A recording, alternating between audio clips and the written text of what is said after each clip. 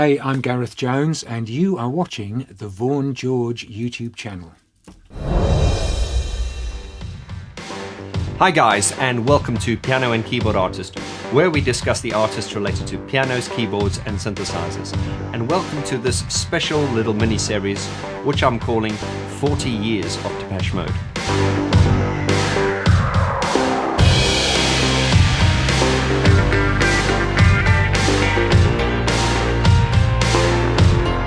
So this series is kind of like a spin-off series from my Depeche Mode album review series. As you know, we've started last year with Speak and Spell, and we are currently now at the end of Music for the Masses.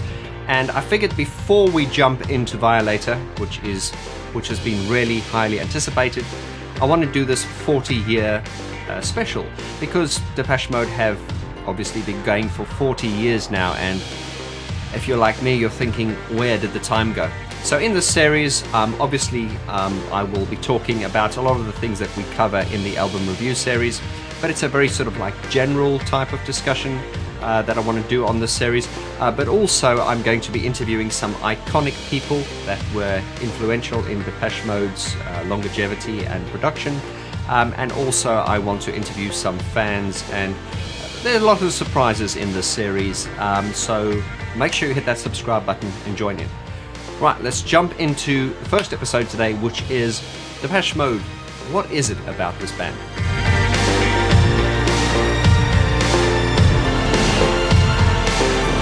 That is a question I've asked myself a lot.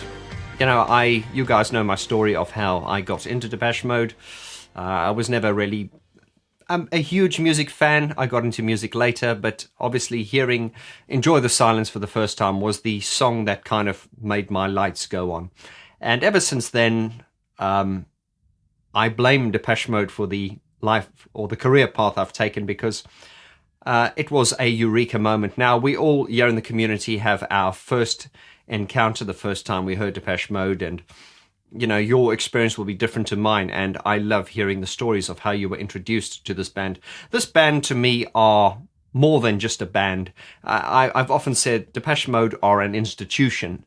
They have spawned countless, replica acts, and they have changed the sound of modern electronic music, with so many people being influenced by them, and of course they themselves were influenced by who they were, but they brought something completely new and fresh and innovative to the table. And people are always asking me, and I've always pondered, what is it? What is it about this band? You know, there are so many reasons. Success is not guaranteed, but also in a society where, there are one-hit wonders and blink and you'll miss something. It is amazing that a band like this could be going for 40 years. Why are Depeche Mode still going? Why are they still so popular? Why do they get stronger and stronger? Why is it that they have retained this loyal fan base and, seem to be going from strength to strength? So I'm sure you've got your reasons and your theories. And in this episode, I'm going to give you a few of mine.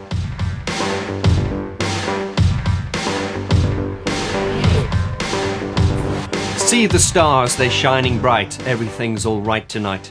Synchronicity. And this is probably a little bit philosophical, but I've talked in previous videos how success in any industry, and especially the music industry, is not guaranteed.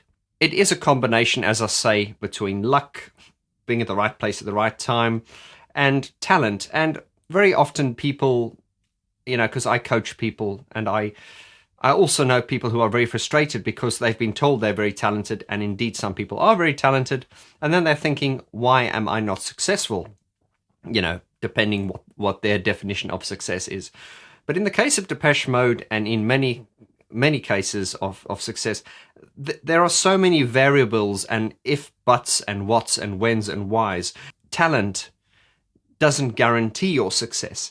Talent just allows you to sit at the table, but there are so many more factors that come into play. And when we're talking about Depeche Mode, of course, talent is a huge part of it, but there were also many other factors which will discuss in this video. Synchronicity, that mysterious force, I'm getting a bit philosophical, but that universal force that kind of, when you sort of put an intention out and it's positive and pure, and then you find things starting to fall in place and you're like, wow. And, Einstein once said, there are two ways to look at the universe.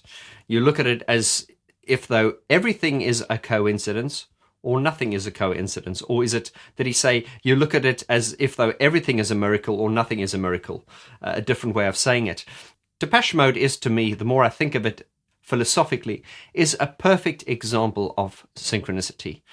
How these young lads from Basildon got together and everything just seemed to flow. The chance encounter with Daniel Miller, who was very important in their success and in their formative years as a manager and a mentor and as a producer.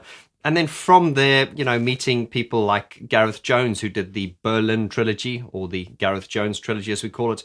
And then also, if we go before that, Vince leaving and Martin taking over, and Martin having this really strange way, but beautiful way of putting songs together, and then getting a session keyboard on player called Mr. Alan Wilder, who has an exceptional way of creating sound and arranging, and going from strength to strength, and then getting onto Black Celebration, and then to Music for the Masses, and then to Violator, and then onto the momentous, iconic Songs of Faith and Devotion.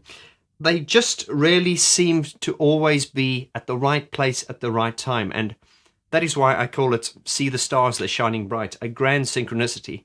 It just seemed like all the stars lined up, and they just made all the right moves. And there's talent, there's connections, there was all these things, and call it luck.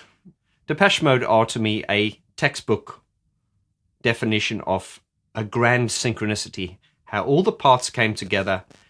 And we've said it before, where you take all the individual members and you put them together, and they are greater than the sum of their parts.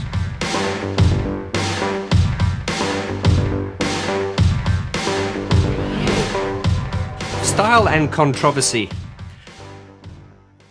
Now, when they started off, they were a little bit awkward. I remember seeing photos of Martin and Dave wearing woolly jumpers, and I think of that video where Dave Gahan is wearing, was it Master and Servant, where he's wearing socks and sandals and, the mullet hairstyles and stuff, which was everyone at the time. But they really did find a very strong image, which Anton Cobain was very instrumental in helping them cultivate. If we look at Dave as a frontman, which I'll get into later, they had great style. I believe Dave Gahan had great style even as a teenager. I think he was he studying fashion at Fashion College? But he was a very stylish teenager, and he is still a very stylish man. He always looks incredible. Martin, you kinky bastard. Martin's way of expressing himself, not only through his music, but also through a style which was very provocative and controversial. Not so much these days, but in those days it really was. So you had Martin, dressing like a woman and wearing all this very sexual stuff. And I think Dave, I read in an interview, said once that Martin obviously was a very shy guy, and I think it was in his sort of mid-20s that he really came out of his shell and really expressed himself. But on the subject of controversy, Depeche Mode were very well known for kind of God bashing, kind of giving God a hard time. I believe my American subscribers have told me, and please back me up here, I believe that blasphemous rumors and songs like that, and even Personal Jesus, were kind of banned on a lot of American radio stations. Myself personally, I was brought up really religiously. I was a good Catholic boy. I mean, look at me now. But I remember when Blasphemous Rumors came out. Oh, I remember playing it. Remember, I only got into Depeche Mode, a little bit later. But I was listening to Blasphemous Rumours one day, and my sister, who was a real grass, went and told my dad that Vaughn's listening to Antichrist music. It's got stuff about Jesus Christ and God. It's got a sick sense of humour. And of course, my dad wanted to confiscate my cassettes. I was like, no, don't take them. It was just that, no, you can't criticize God like that. And anyway, I think he did, but I eventually got them back. But even though he confiscated it, I had a copy. And so I had to listen to songs like Blasphemous Rumours, Personal Jesus with headphones, because it was blasphemous. And, coming from a very religious background, you couldn't curse, you couldn't God shame. And I know our friend Gary Newman, oh my God, he's really into the God bashing at the moment. And of course, it's not a big deal these days, but Depeche Mode really were at that time. It just, growing up the way I did in a conservative religious background in mining town, you just didn't listen to stuff like that because you would go straight to hell. God would send you to hell. So it was very sort of controversial for me personally. And listening to it was like, it's that feeling of you shouldn't be doing this, but you're doing it anyway. Naughty boy. And yeah.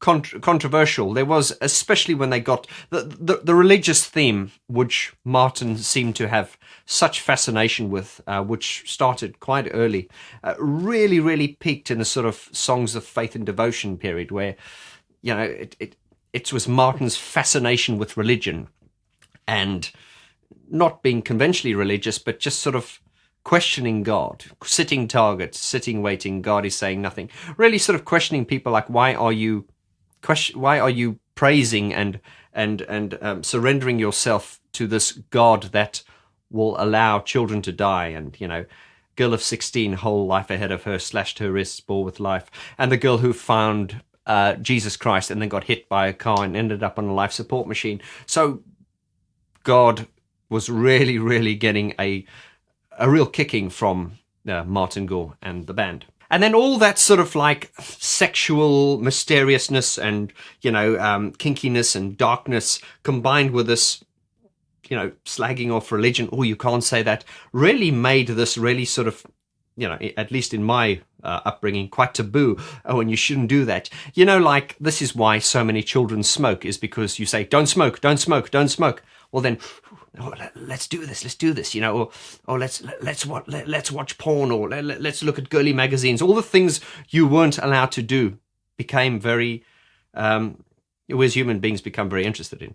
And Depeche Mode perfectly, and I don't even think it wasn't contrived, and I don't even think it was forced. I think you see a lot of bands these days doing that, and, it is kind of forced. But with Depeche Mode, it just was at a time where the world was generally more innocent, and along comes this band and the songwriter that writes in this particular way, combined with a producer like Alan Wilder who produces in this certain way, and all the pieces came together. And style and controversy are, in my opinion, very big factors in Depeche Mode's sound.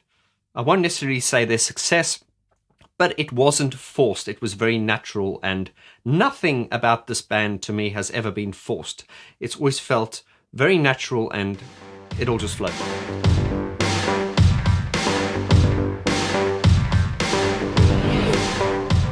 A sound like no other band. This is something that really came to my attention when I was younger. I remember hearing when a lot of my friends were listening to Def Leppard, Bon Jovi, AC/DC, I became very intrigued with Depeche Mode when people said, there's this band and they don't have a drummer, and it's, they just use keyboards. And, that sounds quite naff now, but back in those days it was like, oh, wow, that's really, the whole synthesizer thing was really big in those days. And Depeche Mode were really sort of like a boy band when they started. Now, we're not talking like in like Westlife or Boyzone or Backstreet Boys, God help us. They were really sort of the very first sort of like heartthrobs in electronic music, because electronic music, if we think of the early Human League and Kraftwerk and all that, and Jean-Michel Jarre, and there are many others, it was very serious. And I think, once again, giving the credit to Daniel Miller, seeing these four lads at the first gig he saw them at, was it the Bridge House at their first gig? Correct me if I'm wrong. And he saw these four lads playing keyboards with a backing track on a reel-to-reel machine. And he noticed that the crowd weren't looking at the stage, they were dancing. And once again, Daniel Miller he just saw something, and he had that eureka moment. And so Depeche Mode did essentially start out as a sort of like a boy band, but a boy band in the proper sense of the word. I hate the fact that Westlife and Boyzone and all those boy bands are called boy bands. And I'm always saying they're not boy bands. They don't play fucking instruments. So Depeche Mode were essentially a boy band, but a proper boy band in the sense that they played instruments. Bearing in mind that at that time when electronic music was sort of trying to come into the mainstream, people criticized electronic music and they said, well, this is not real. This is not real music. So electronic music did really have something to prove. And Depeche Mode indeed had a lot to prove. And for years, they were not taken seriously. They were always ridiculed and never ever taken seriously. And it took years for them to kind of prove themselves. And I feel that is something, that they've, I don't want to say lost these days, but of course they're a lot older now. But you must remember when you're younger and you kind of feel like the world's against you, you've got something to prove, and, you've got hormones kicking about, and you're excited about life and everything, and you inject that into your music and everything. That was, I think, a real part of Depeche Mode's success, was the fact that they sounded like no one else.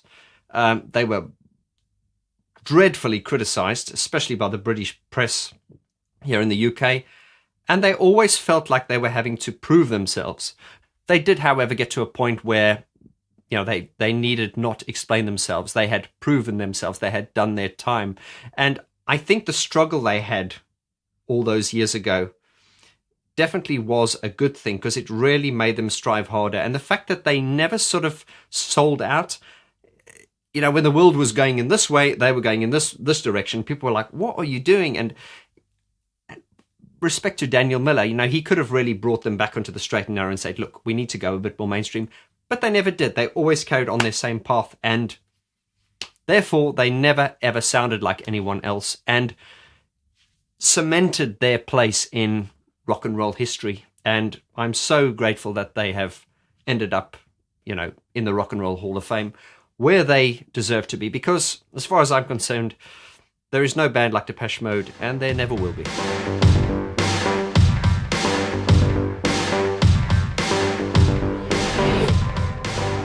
Reach out and touch Dave. This band not only has a sound unlike any other band, but they also were blessed to have, once again, part of the grand synchronicity. They were blessed to have one of the most outstanding frontmen, I feel, not only in electronic music, but in music history, really. I think Dave Gahan will always go down as, and correct, maybe I'm a bit too much of a fanboy, yeah, but I do think he will go down as one of the most iconic frontmen ever. I put him in the same leagues as, Jim Morrison and, even Mick Jagger. I know Dave Gahan obviously loves Mick Jagger, and he's kind of turning into a hybrid of Mick Jagger and Elvis himself these days. And I'm always saying, Dave, you don't need to prove yourself, mate. You are Dave Gahan, and, in my opinion, Dave Gahan's better than Mick Jagger. It's not a competition, but I know Dave Gahan looks up to Mick Jagger, and he often mentions Mick Jagger in interviews and stuff. But anyway, Dave Gahan is a frontman unlike any other. I mean, even up until recent times, like now, he just looks fantastic. He gets better with age, and the way you move, he really gets the woman turned on, when he shakes his ass and stuff like that. And once again, great style. He really knows how to work an audience, and he has such energy and charisma, and he's also very likable. I've always said, what does Dave Gahan have in common with Jesus Christ? And not only did he look like Jesus back in the day when he was, drugged up and doing the Songs of Faith and Devotion period, but he also, what he has in common with Jesus is he's kind of like this Messiah, this, and I'm not meaning to start any blasphemous rumors if you're religious, but people did, and they worship him. He's like a Jesus. And not only did he look like Jesus, but another thing that Dave Gahan has in common with Jesus is that he actually died and rose from the dead. the story of Jesus getting crucified, dying, and then, rising after 3 days and then ascending into heaven. So if you forget the cheesy comparison or the metaphor, that has kind of given Dave a kind of godlike quality. Because, I mean, God, I was watching a devotional the other day, and that was the highest point. Devotional to me was the period in Depeche Mode's history where they had gotten to that point, and very few artists get to that level as what Depeche Mode did in the devotional period. And I've often said that devotional, in my opinion, is the period where Depeche Mode reached their peak and their pinnacle, but it also destroyed them. I think did Martin have heart trouble? All the excesses. Fletch had a nervous breakdown, bless him. And, of course, Dave Gahan, was it 95? Yeah, a couple of years afterwards, he died. And that was obviously due to drugs and speedballs and heroin and all kinds of crap. But I do believe that a lot of the damage was done during the devotional concert, which was said to be apparently one of the most debauched tours in the history of rock and roll, somewhere I heard. But Dave Gahan is a frontman unlike any other. He's just incredibly brilliant as a frontman, and the way he can command respect and carry a show. He's always been, I can't think of many other frontmen like him. He is just something else. Not only did Dave Gahan look the part and have all the perfect moves, but his baritone voice is something that cannot be removed from Depeche Mode. His voice has changed a lot over the years, and I will be doing a video on Dave Gahan, because I know I've spoken about Martin Gore, Alan Wilder, we've spoken about Fletch, and I will do an in-depth video on Dave Gahan and talk about how his voice has changed over the years. But I won't go into that too much now. But I did always say that when Dave Gahan died, it's a little bit, I saw a movie once, I think with Denzel Washington, I think it was called Fallen. It was all about people dying, and then their spirit comes back and another spirit comes back into the body. Now, if you excuse the cheesy comparison, Dave Gahan, to me, think of Dave Gahan from Devotional, and then think of him sort of now and sort of, or even back to sort of Ultra. When he died and came back, he was never quite the same. He's different, and he sounds different, and his voice changed, and I'm going to leave that subject for the Dave Gahan video, but that is just something I want you to sort of ponder on at the moment, is how Dave really changed after he died. We call it Dave Mark II. But his characteristic baritone is something that has always been as important to Depeche Mode as the actual sound and the songs themselves, and it's very difficult to separate the two. And of course, with all the sort of spin-off replicas, and I even think of bands, I'm not going to mention them, where you can clearly hear bands that are kind of influenced by Dave Gahan, and they try to sing in the lower baritone, but Dave Gahan doesn't sing in that low baritone because he's trying to sound like that. He just sings like that because that's the way he sounds. Outstanding frontman. I can't think of a better frontman in electronic music history. I really can't.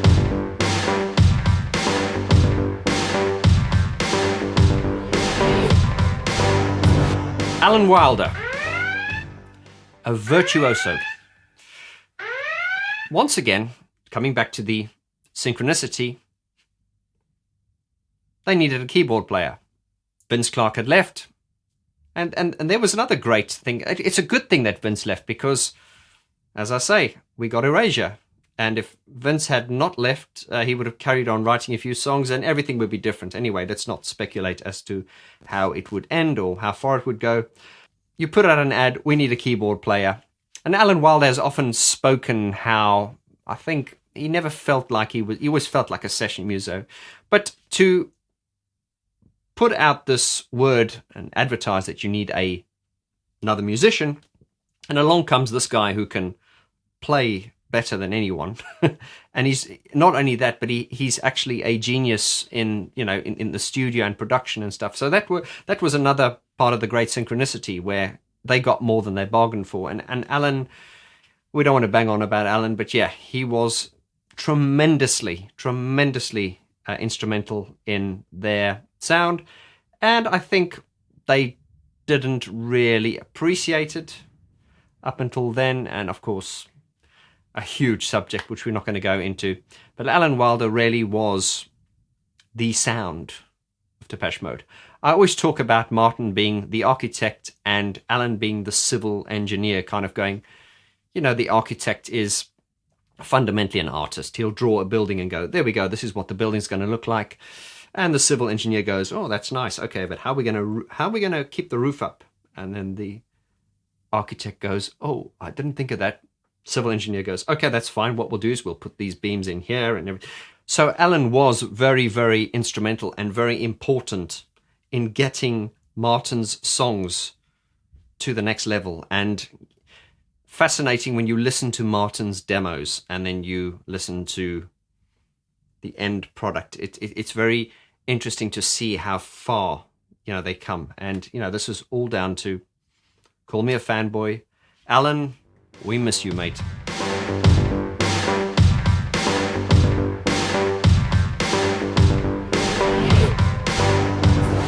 A songwriter like no other. Okay, I sound like a fanboy, but Martin Gore. Just look back through my video history here. This one. There are many others.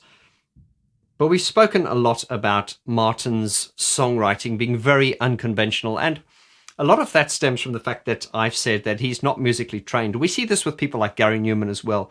Paul McCartney was another one, although that's changing genres a little bit. These are people that have never studied music, but they just seem to understand it and have this kind of like godlike way and understanding of how to put things across. I remember watching a documentary, on the Beatles ones, or Paul McCartney, and this conductor was saying how he was sitting with Paul McCartney to do an orchestration, and this conductor was just baffled by Paul McCartney's knowledge of just knowing how to put, how music should sound, and even though he had no conventional training or understanding of the orchestra. But we bring that to Martin Gore. I believe Martin Gore is just as genius as Paul McCartney and Lennon, in his own way. But Martin's songwriting is a lot more strange, and once again, you get these bands that are trying to be weird. I don't think Depeche Mode were ever trying to be weird. I think, once again, it comes back to the synchronicity, how everything came together. And Martin's got this way of writing songs, and that's just the way they are. I mean, even if you listen to Martin in his first album that he wrote in full, which was A Broken Frame, you can just hear the difference in tone. I always talked about in my album review series how you take Speak and Spell and then you take A Broken Frame, and the change in tone is so dramatic. I've always talked about Vince Clarke as the major keys guy and Martin as the minor keys guy. Think of the songs on A Broken Frame.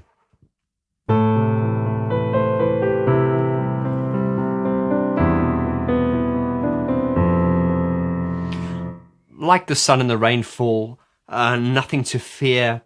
It really had My Secret Garden, Leave in Silence. Oh.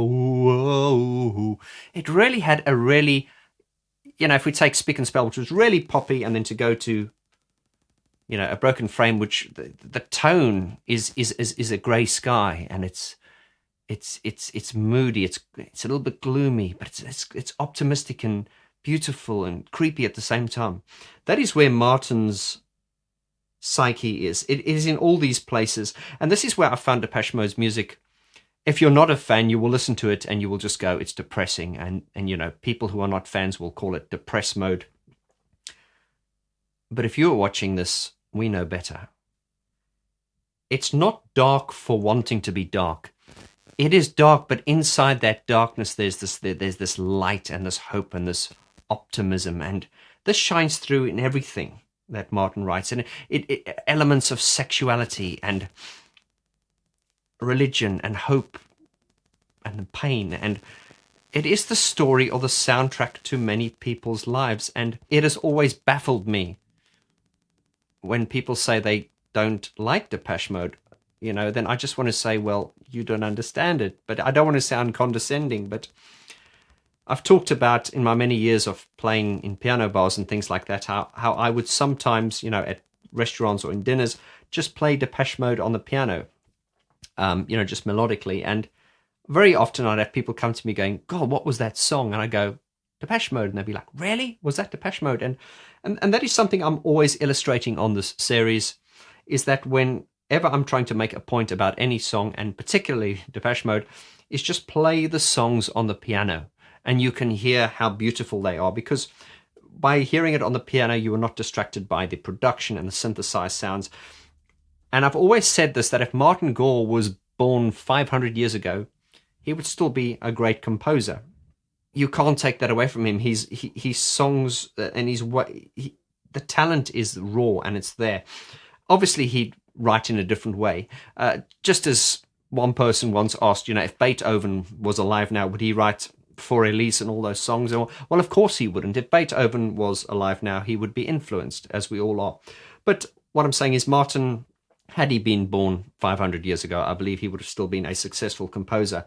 And indeed, when you take his songs, you might not be a fan of Depeche Mode's electronic sound or the vibe or whatever, but you have to admit that when these songs are stripped back to just piano, they are beautiful. And there are tons and tons of examples. Shake the Disease.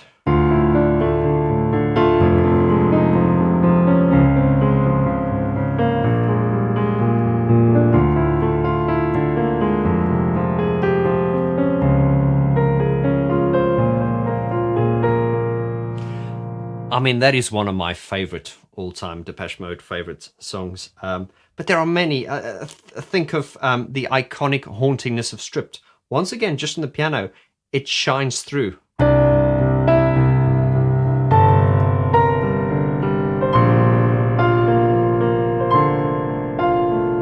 That big sort of lead sound, but it doesn't even need that big lead pad sound to really get under your skin.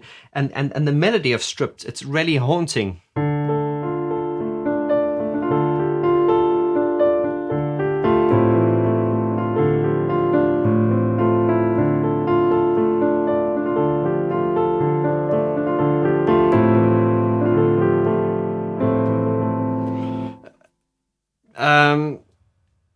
We talk in this channel about the Gorism, and remember, a Gorism is a note, or there is always a part of every Martin Gore melodic sequence where a chord comes in that just sounds a bit off. And of course, in musical theory, I believe it's called a borrowed chord, and that is where you're putting a note into a sequence which is not actually part of the scale, and that gives it that tension or whatever. And I'm not going to go into detail with that now, but the Gorism, as we've spoken about, is Martin does that. I call it a Gorism. It's something where you go, oh, I wasn't expecting that. There are so many examples, but one that comes to the top of my head now is, as I've shown before, is Walking in My Shoes, where it goes.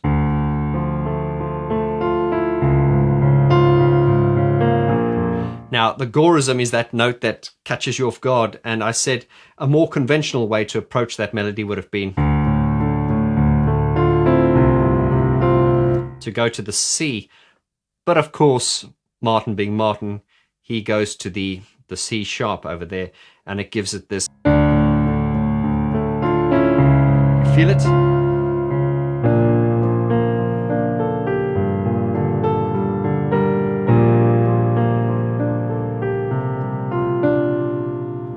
There are tons of examples in that. I mean, if you come back to Stripped.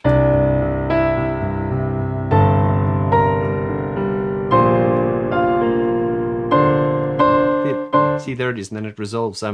Anyway, check my previous videos and you will see what I mean by agorism. And Martin's strange way of arranging songs and putting them together is once again taken to another level by Alan, because Alan, as Martin has said, Alan's kind of like a teacher.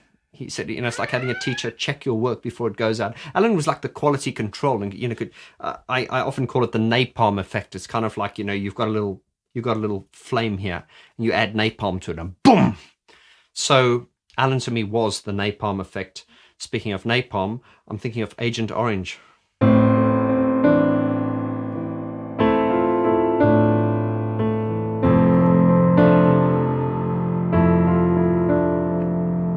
A lot of credit is often given to Alan Wilder for being the great virtuoso, and there's a lot of whinging that he's left and it's never been the same. People say Depeche Mode now sounds more like demo mode without Alan, but although I tend to agree with that, I am always very, very, very clear of my position, and that is that I will never take away the fact that these are Martin's songs, and they all stem from Martin. Remember, it is the songwriting, it is the initial idea, it is that melody which is the core of everything.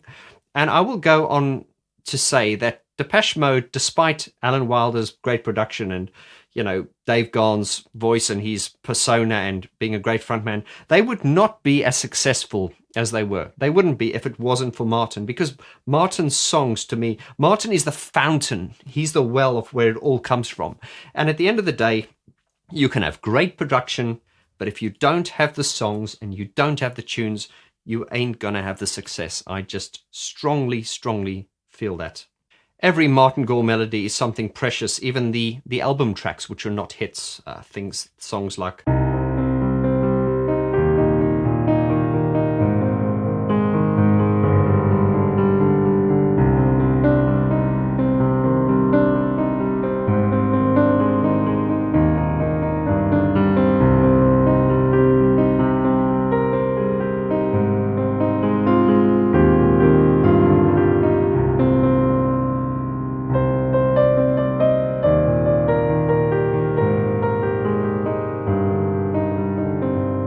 And I stay at home and I'm by your side. There's always a longing and an intensity and a broodiness there.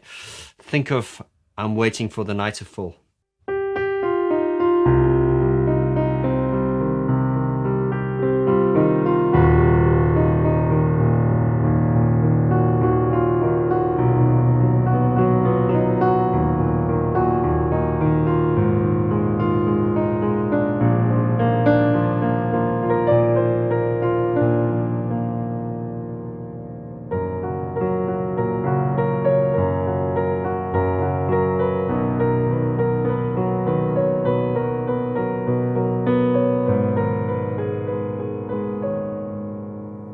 I mean, do you feel that? How can you not feel that? It baffles me when people don't understand this music. The iconic and sort of like gloriously victorious "Never Let Me Down Again."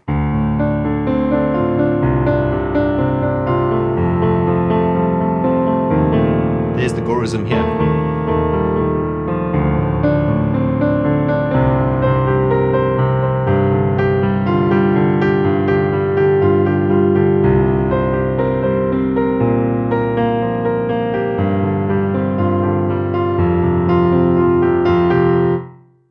It's all there. Anyway, let's not get carried away.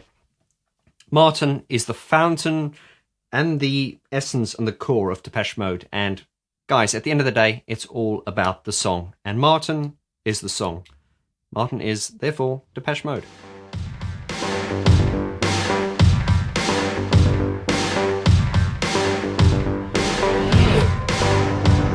We cannot downplay the importance of Daniel Miller.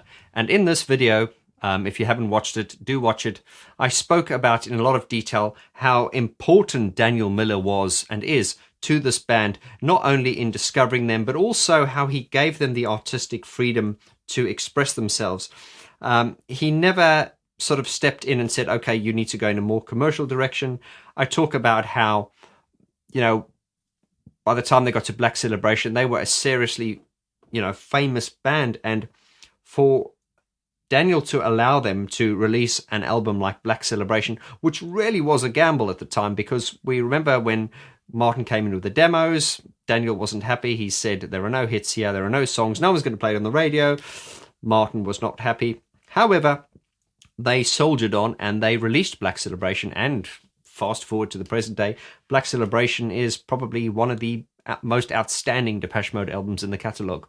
So Daniel, as I said, was important in not only giving them the leadership and the guidance, but also allowing them to express themselves uniquely, because there's that fine line between being an artist and then trying to make a living, and then if you're too off the wall, the mainstream won't buy into it, and managers and big labels are always concerned with making money and return on investment, and it is this very reason that Depeche Mode are successful.